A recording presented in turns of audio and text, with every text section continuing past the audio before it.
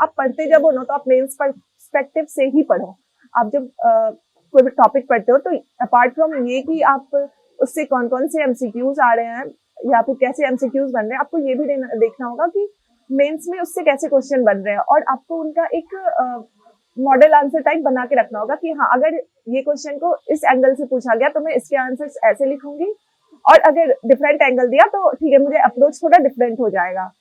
तो मेनली क्या होता है ना कि हाँ, कहीं ना कहीं एक टेंडेंसी होती है कि हमने क्वेश्चन देखा और हमने अब्रप्टली आंसर स्टार्ट कर दिया। तो अगर हमने सिर्फ पढ़ा है और प्रैक्टिस नहीं की है तो हम अच्छे से स्ट्रक्चर नहीं कर पाएंगे अपने आंसर को।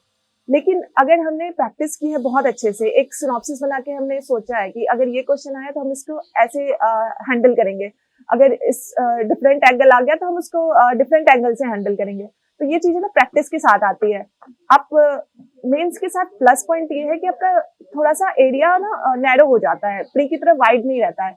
तो आप मैंने जो पहला स्टेप लिया था मेंस की तरफ वो ये कि मैंने पीवाईक्यू देखा था कि आखिर किस किस एरिया से पीवाईक्यूज आ रहे हैं। उसके लिए आप अपना स्टेट स्पेसिफिक पीवाईक्यूज की बुकलेट देख सकते हो या फिर सिग्नल की आती है या फिर जो भी आपका अपना लगे कि हाँ ये मेरा कंफर्ट जोन है, वहां का आप पीवाईक्यू ले लो, सब सेम ही है, वहां से ले लेते हैं। क्या है ना कि आप अपने आंसर्स खुद रेडी करो, कितना भी आपको मिल जाए एक की जैन वगैरह या फिर कोई भी ऐसे जिसमें शॉर्ट आंसर्स लिखे रहते हैं जैसे समर्थ अग्रवाल की आती है, तो वो हेल्प करेगी आपको नोट डाउन, आपके पॉइंट्स को नैरो डाउन करेगी। लेकिन आपको ना खुद से उसमें एडिशंस करने ही पड़ेंगे। उसके लिए चाहे तो आप कोई कमेंट्री रेफर करो या फिर केस लॉज रेफर करो, रिसेंट डेवलपमेंट्स आपको उसमें ऐड करते ही रहेंगे।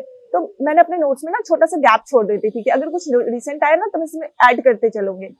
ये सारी ये ना कि आपको स्टार्टिंग में नहीं पता चलता है, स्टार्टिंग में आपका प्री निकलता है तो फिर आप मेंस पे फोकस कर देते हो, मेंस निकलता है फिर आप इंटरव्यू पे फोकस करते हो, और जब नहीं हो पाता है ना तब आप पूरा अपना एक एनालिसिस करते हो कि कहाँ मैंने गलतियां की है। तो एक वो स्टेप जरूरी है। तो अगर आप पहले से ही एनालिसिस कर लो कि नहीं ये गलतियां हमें नहीं करनी है, तो फिर आपको ज्यादा टाइम नहीं लगेगा क्लियर करने में, क्योंकि एग्जाम टफ है, नो डाउट टफ है, लेकिन ना आप अपने रेगुलर प्रैक्टिस से और सिस्टमैटिक प्रिपरेशन से इसको इजीली कर सकते हो।